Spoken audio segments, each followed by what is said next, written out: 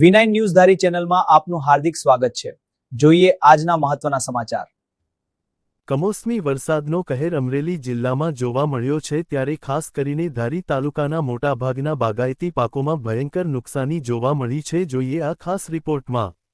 હવામાન વિભાગની પૂર્વ આગાહી અનુસાર ગઈકાલે 7 બાદ અચાનક વાવાઝોડાના સ્વરૂપમાં વરસાદના ત્રાટક્યો હતો, જેને લઈને ધારી તાલુકાના મોટાભાગના બાગાયતી પાકોમાં ભયંકર નુકસાની જોવા મળી રહી છે। આંબા ઉપરથી પુષ્કળ પ્રમાણમાં કેરીનો ફાલ ખરી ગયો છે, તેમજ જે નાની કેરી ખાખડી તરીકે ઓળખાય છે તે પણ વ્યાપક પ્રમાણમાં જમીનદોસ્ત થઈ છે। મોટાભાગના ખેડૂતો હવે તાત્કાલિક ધોરણે સર્વે કરવાની માંગ કરી રહ્યા છે। કમોસમી વરસાદના કહેર કારણે ધારી તાલુકાના રવિ પાકો ખાસ કરીને ઘઉં, ચણા સહિતના પાકોમાં વરસાદી પાણી લાગવાને લઈને ભયંકર નુકસાની વેઠવાનો વારો ખેડૂતોને આવ્યો છે। ખેડૂતોના તૈયાર થયેલા પાક ઉપર વીજળી બનીને વરસાદ ત્રાટક્યો હતો, ત્યારે મોરસર ગામના ખેડૂતો લીલા ઘઉં વાઢવા માટે પણ મજબૂર બન્યા હતા। તેમ છતાં વરસાદને લઈને ખેડૂતોના ઘઉં પણ ખરાબ થયા છે। હવે તમામ ખેડૂતો વળતર માટે રાહ જોઈ રહ્યા છે।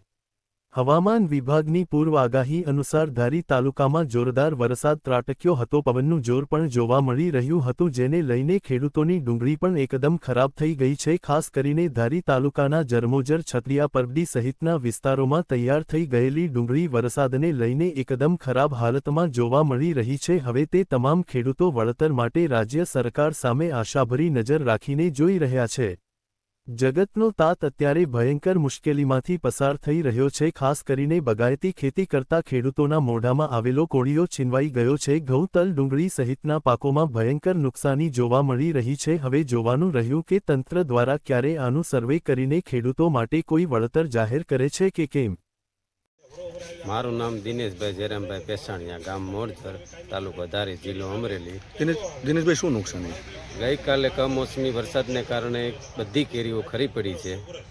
એક કેરી ખેડૂતોને ખાવા પણ રહી નથી, અને રાજ્યના કૃષિ મંત્રીને અમે એક જ વિનંતી કરીએ છીએ કે સર્વે કરાવી અને થોડીક રાહત પેકેજ જાહેર કરે તો વધારે સારું।